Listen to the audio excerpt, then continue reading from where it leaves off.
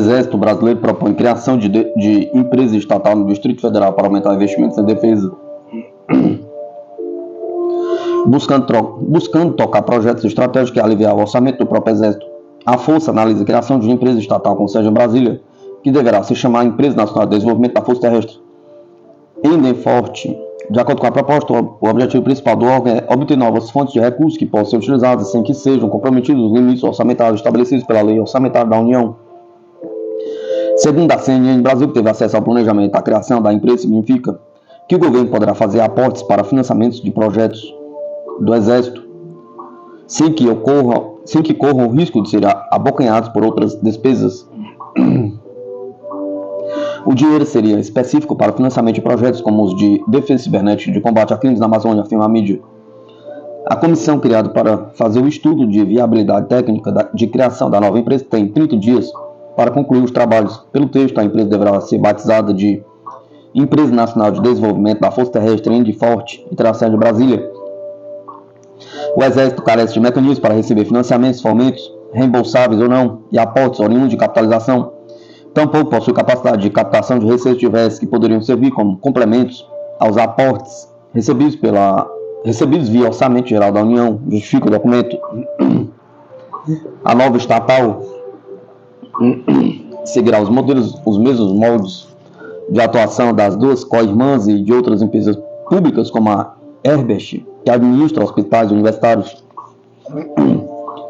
A implantação de uma empresa estratégica de defesa não depende e ligada diretamente ao Exército, abre a possibilidade de desenvolvimento de projetos alinhados ao portfólio estratégico aprovado pelo comandante do Exército. Completo documento.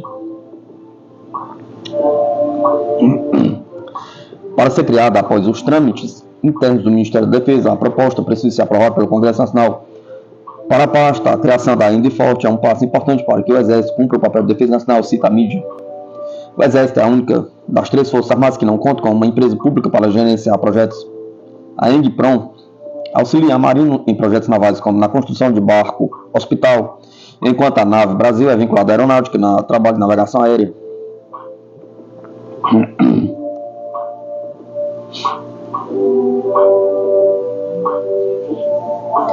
Observador militar dos Estados Unidos revela a combinação mortífera do exército russo na Ucrânia. O exército da Rússia é altamente eficaz na designação de alvos com a ajuda de drones de reconhecimento contra as forças armadas da Ucrânia, escreve o observador militar David Axe na Forbes. Atualmente já se tornou evidente que a combinação mortífera russa, drones e artilharia está ficando rapidamente melhor, disse o especialista. De acordo com Axe, a interação com os drones de reconhecimento permite que a artilharia russa receba rapidamente a localização do alvo e efetue o ataque antes que o alvo mude de posição. Ao mesmo tempo, as forças armadas da Rússia recebem cada vez mais novos drones de alta qualidade, estabelecem extensas redes de controle, integrando muitas ao sistema, acrescentou. Para os comandantes ucranianos, já deve ser dolorosamente óbvio que seus soldados não podem mais estar seguros em um raio de 80 km na linha do fronte, especialmente em campo aberto durante o dia, ressaltou o jornalista. No início deste ano, o líder russo Vladimir Putin, em uma reunião com empresários do Extremo Oriente em Khabarovsk, diz que o exército do país está eficazmente usando drones na área da operação militar especial. Estados Unidos adiou o início de construção de submarino de ataque para 2040, diz mídia. A Marinha dos Estados Unidos adiou novamente o início da construção de um submarino de ataque de nova geração em meio a cortes no orçamento e devido à necessidade de financiar operações de curto prazo, informou a Defense News, citando o porta-voz da Marinha estadunidense.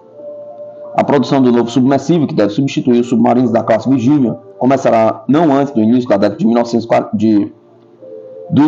de 2040, disse o relatório. Esse atraso é o segundo adiamento nos últimos anos. Anteriormente, a Marinha dos Estados Unidos já havia estendido o prazo de 2031 para 2035, de acordo com o relatório.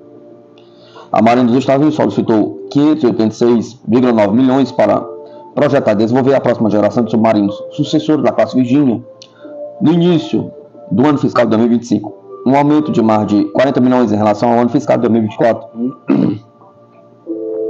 A Marinha estima que o custo médio da aquisição de um submarino de ataque SSN-X de última geração seja entre 6,7 bilhões e 7 bilhões, de acordo com o Serviço de Pesquisa do Congresso.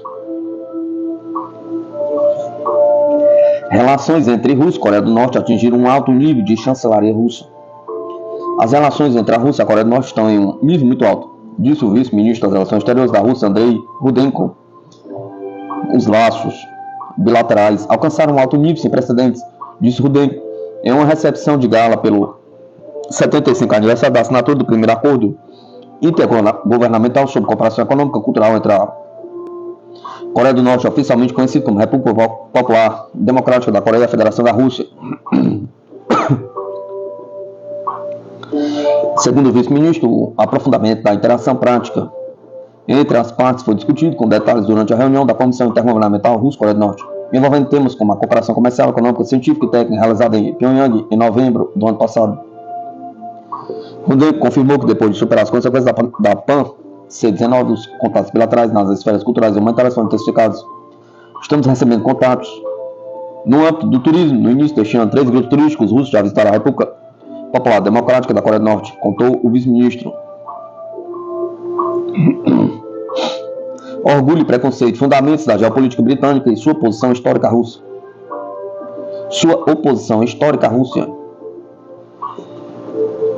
Como uma das principais potências marítimas da história desde meados do século XIX, a Grã-Bretanha escolheu um caminho de ferrenha oposição à Rússia. Da guerra da Crimeia ao conflito na Ucrânia, os britânicos não perdem a oportunidade de tentar enfraquecer a Rússia, seja na Europa, seja na Ásia. Desde tempos remotos, uma das principais preocupações da Grã-Bretanha era impedir que uma potência terrestre obtivesse dominância política na Eurásia. Em última análise, essa preocupação levou os britânicos a diversos disputas e guerras com a França na Europa, atingindo seu auge justamente na era napoleônica. Todavia, tendo Napoleão sido derrotado em 1815 por uma grande coalizão de estados, o olhar dos ingleses se voltou então para o Império Russo. Na segunda metade do século XIX, os britânicos desconfiavam que a Rússia pudesse ameaçar suas possessões coloniais na China, especialmente na Índia. Afinal, a economia britânica dependia dos insumos das expropriação de bens de seu vasto império colonial. O domínio britânico, sem prejuízo de exagero, era acima de tudo uma espécie de bloco comercial gigantesco a envolver praticamente todas as regiões do planeta. As colônias britânicas alimentavam as fábricas domésticas da ilha com matérias-primas essenciais como algodão e borracha, servindo de fomento para o lucrativo comércio inglês com a Europa e a América. Essa condição comercial privilegiada, aliada aos frutos da Revolução Industrial, fez da Grã-Bretanha a principal potência mundial em meados do século XIX. Dado esse contexto, a Grã-Bretanha se viu tentada buscar aliados tanto na Europa como na Ásia, a fim de conter potenciais concorrentes e ameaças a seu império ultramarino. O Império Russo, por sua vez, representava para Londres justamente uma dessas ameaças, em vista de seu gigantesco território de proporções continentais e poderio militar.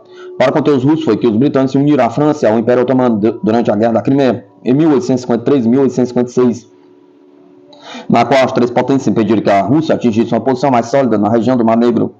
Outro foco de contenção ao Império Russo localizava-se no Pacífico. Afinal, para a Grã-Bretanha, os oceanos eram o seu locus de atuação internacional.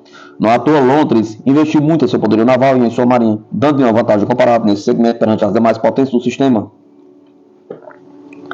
Fora a marinha comercial e de guerra, aliás, o principal instrumento de projeção da Grã-Bretanha no mundo, sustentando o império que se estendia no seu ápice da América do Norte à Austrália. Logo, para evitar que qualquer estado ameaçasse seu vasto domínio global, a Grã-Bretanha não somente geriu meticulosamente o equilíbrio de poder na Europa, como também na Ásia.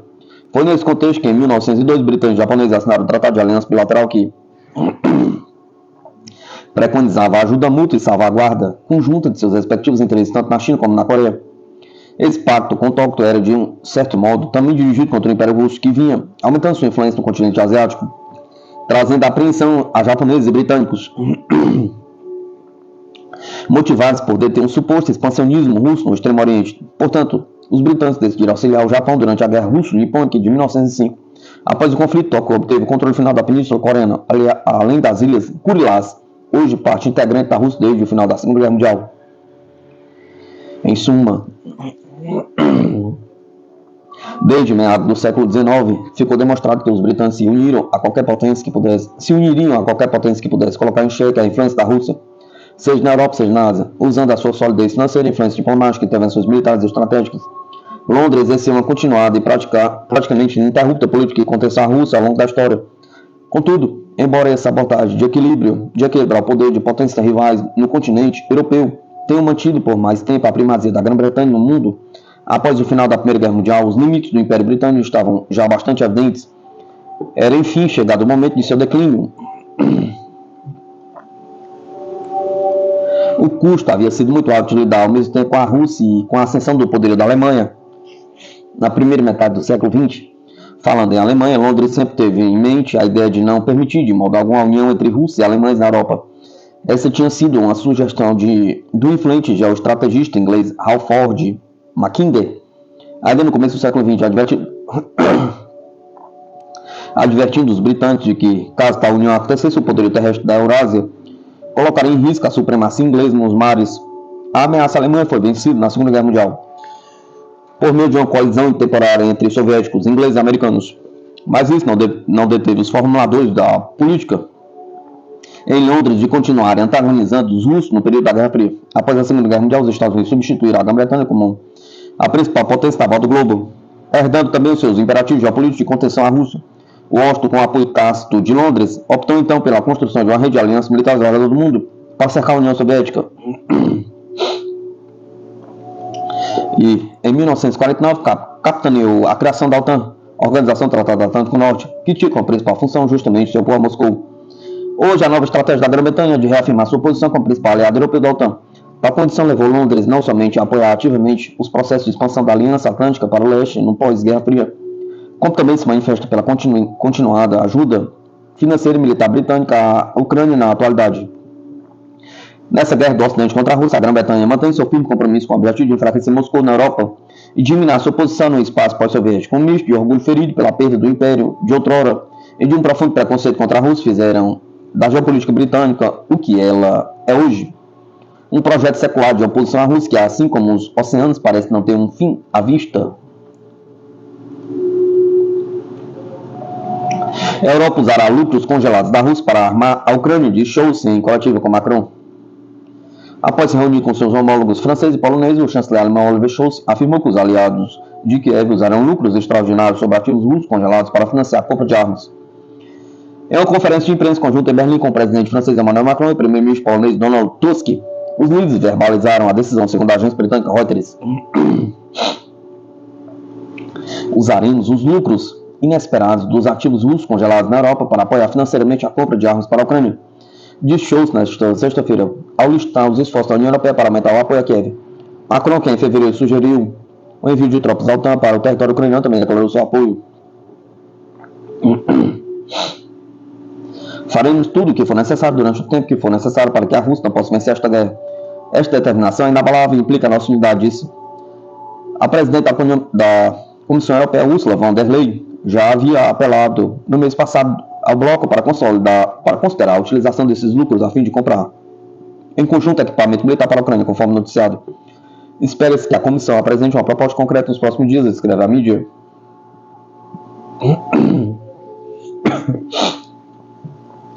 O roubo de ativos russos congelados pelo Ocidente exigirá uma resposta simétrica de Moscou, já advertiu Vyacheslav Volodin, presidente da Duma da Rússia.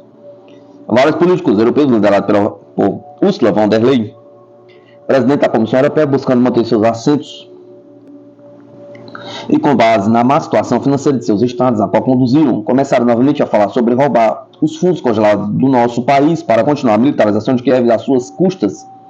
Tal decisão exigirá uma resposta simétrica da Federação da Rússia, disse Volodin no final do ano passado.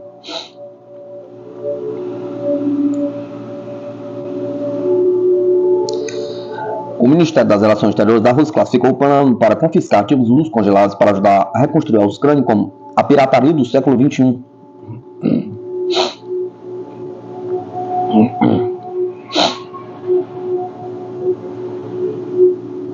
Franceses mostram ceticismo quanto ao apoio militar a Kiev, diz pesquisa.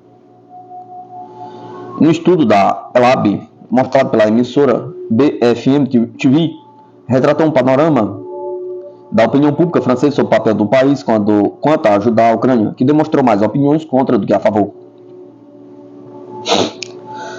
Emmanuel Macron, presidente da França, errou ao anunciar o possível envio de tropas para a Ucrânia, acreditam os franceses, revela uma pesquisa da Elab para a emissora francesa BFM TV. 57% dos franceses creem que Macron errou ao anunciar o possível envio de tropas para a Ucrânia.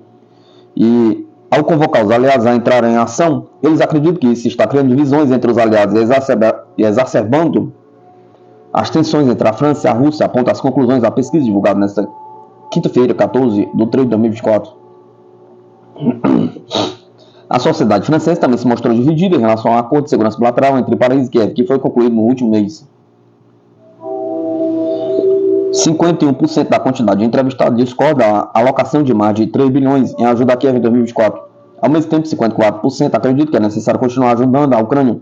Mas a França não deve se envolver demais no conflito e arriscar uma guerra com a Rússia, mesmo que isso signifique a derrota da Ucrânia. Em fevereiro, a França assinou um acordo de segurança bilateral de 10 anos com a Ucrânia, que, entre outras coisas, implica a alocação de 3 bilhões de ajuda militar a Kiev em 2024. O parlamento francês realizou no início da semana debates sobre a situação na Ucrânia e o acordo firmado com o país. Os deputados de ambas as câmaras apoiaram o documento com a maioria dos votos.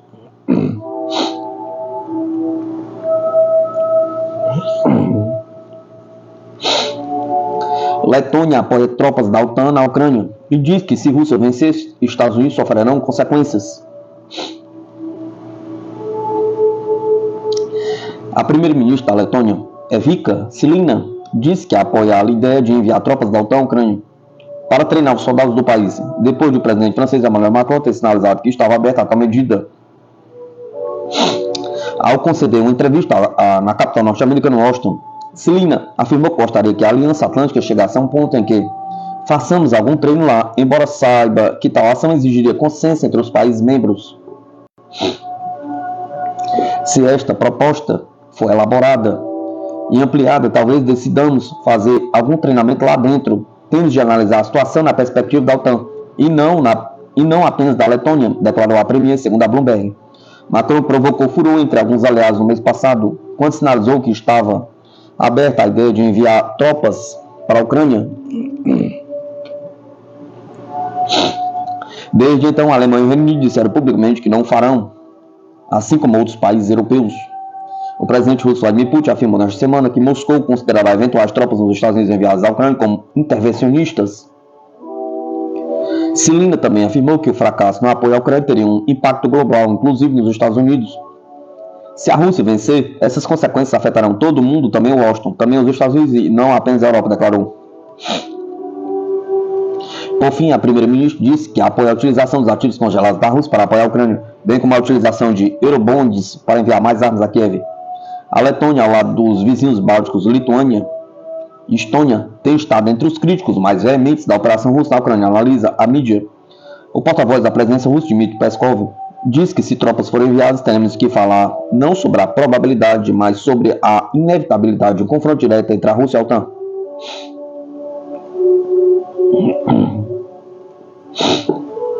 Em meio à pressão da OTAN, Portugal enviará 100 milhões para o esquema tcheco de munições à Ucrânia. Lisboa contribuirá com um montante para a iniciativa liderada pela República Tcheca que busca entregar munição de terceiros países à Ucrânia, disse o ministro da Defesa português. O Conselho de Ministros português esteve reunido na noite de quinta-feira e aprovou, entre outras medidas, uma contribuição de 100 milhões para o programa de apoio de munições para Kiev. A iniciativa visa entregar rapidamente a maior quantidade possível de munições de vários calibres, especialmente 155 mm, uma vez que as tropas ucranianas estão quase sem reserva de artilharia. O uso destas munições no campo de batalha atingiu níveis extremamente elevados, o que torna vital e urgente que a Ucrânia obtenha munições adicionais para responder aos ataques contínuos e mais intensos da Rússia, publicou o Ministério em comunicado citado pelo Jornal Público. O programa comum de aquisição de munições está sendo capitaneado pela República Tcheca. Nas últimas semanas, a Alemanha e os Países Baixos anunciaram um apoio no mesmo valor. O secretário-geral da OTAN, Jens Stoltenberg, disse ontem que Kiev estava ficando sem munições e que os aliados não estavam fazendo o suficiente para ajudar a Ucrânia, relata Reuters. O anúncio português também acontece dias após o conselheiro da Segurança das Estados dos Estados Unidos, Jack Sullivan, dizer nesta semana que Kiev precisa de assistência militar desesperadamente, conforme noticiado. Moscou já enviou uma nota aos países da OTAN, na qual o Ministério das Relações Exteriores russo advertia que qualquer carregamento, incluindo armas destinadas a Kiev, se tornará alvo legítimo das Forças Armadas russas.